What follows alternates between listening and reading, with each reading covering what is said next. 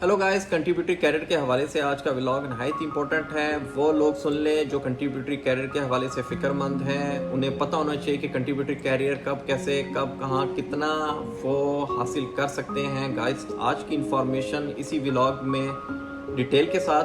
Contributory career हर वो शख्स जो पुर्तगाल में लैंड हो चुका है, और वो जॉब कर रहा है, सेल्फ एम्प्लॉयड है, फ्रीलांसर है, तीनों कैटेगरीज को कभी ना कभी, कहाँ ना कहीं ना कहीं और कैसे न कैसे जो है कंट्रीब्यूटरी कैरियर का हिस्सा बना दिया गया है।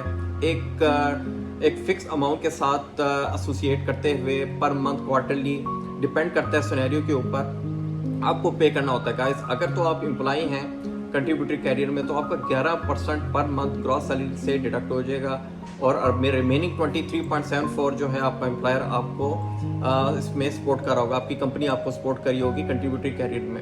इसके अलावा अगर आप सेल्फ एम्प्लॉयड हैं या फ्रीलांसर हैं तो आपका 21.4% कुछ ऐसी कैलकुलेशन है जो आपकी मंथली आपकी या क्वार्टरली आपकी, डिपेंड करते हैं सिनेरियोज के ऊपर, आपकी इनकम के ऊपर। ये फ्लक्चुएट भी होती है, खासतौर पे सेल्फ एम्प्लॉयमेंट की बेस के ऊपर वो लोग समझते हैं जो बिजनेस कर रहे हैं या फ्रीलांसर हैं। तो आपकी जो इनकम है उसके ऊपर ये स्लैब बनता है, कभी कम होता है, कभी ज़्यादा होता है, डिपेंड कर रहा होता है कि बिजनेस कितनी इनकम जनरेट कर रहा है।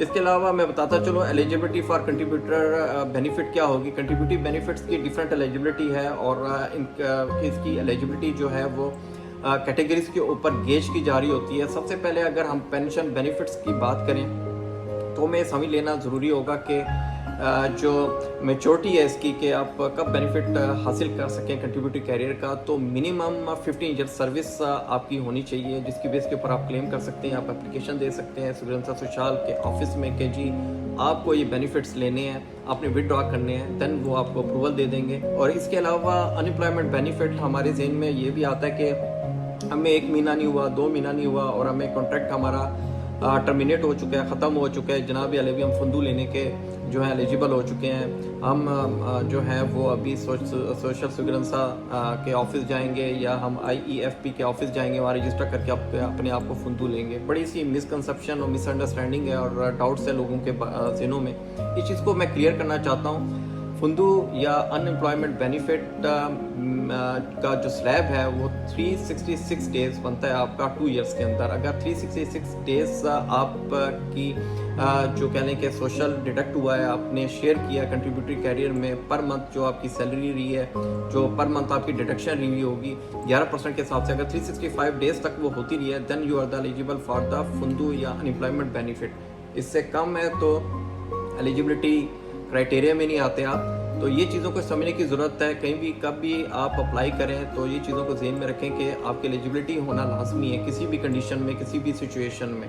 सिकनेस और डिसेबिलिटी में भी मैं बताता चलूँ 6 to 12 मंथ का टाइम फ्रेम है। इसके बीच में मिनिमम और मैक्सिमम जो है वो आपका कंट्रीब्यूटरी कैरियर कट जाना चाहिए, आपका शेयर हो जाना चाहिए। अगर इससे कम है then you are not the eligible for the sick और disability kind of benefit. Maternity leave की बात करेंगे या उसके बेनिफिट्स की बात करेंगे या सोशल सपोर्ट की बात करेंगे, मैटरनिटी के बेस के ऊपर भी ये चीज़ें डिपेंड करती हैं कि कितनी इनकम जनरेट हुई, कितना आपने शेयर किया और उसके ऊपर कितना आपको जो है वो मिलेगा, ये भी डिपेंड कर रही होती चीज़ें। लेकिन मैं इसमें बताता चलूँ प्रोसेस का, इसमें सुन लेना, समझ लेना कि वो कितना इंपॉर्टेंट है और कैसे ये काम करता है। मैं समझता हूँ ये नहायत ही इंपॉर्टेंट है हर शख्स के लिए जो कंट्रीब्यूटरी कैरियर का एक हिस्सा है, पार्ट है।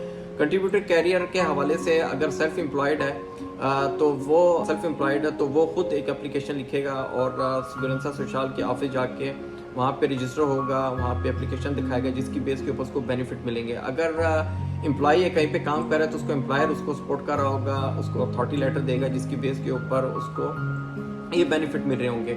इवैल्यूएशन क्राइटेरिया ये है कि जब भी आपकी एप्लीकेशन सुगंधा सोशल के ऑफिस आएगी तो वो उसको बड़ा कैटेगोरिकली और बड़ा जो है स्पेसिफिकली उसको मॉनिटर करेंगे, उसको चेक करेंगे, उसको स्क्रूटनी करेंगे। अगर आप उनके स्टैंडर्ड पे आएंगे, जो क्राइटेरिया उन्होंने फिक्स किया है तमाम सिचुएशन में, ख़ास तौर पे कंडीशन में, अनएम्प्लॉयमेंट बेनिफिट्स में, पेंशन के केस में या सिक के केस में या आपके मैटरनिटी के केस के अंदर, डिसेबिलिटी के केस के अंदर, वो तमाम क्राइटेरिया को चेक करेंगे, इनकम को चेक करेंगे जो आपने वहाँ पे शेयर, जो आपने पार्ट शेयर किया अपने इनकम का, और वो तमाम चीज़ों को देखते हैं उसके बाद वो इशू करेंगे आपके बेनिफिट्स। तो गाइस उम्मीद करता हूँ कि ये व्लॉग खास तौर पे मैंने उन लोगों के लिए बनाया जो कंट्रीब्यूटर कैरियर के हवाले से बड़े कॉन्शियस हैं और इंफॉर्मेशन उन्हें चाहिए।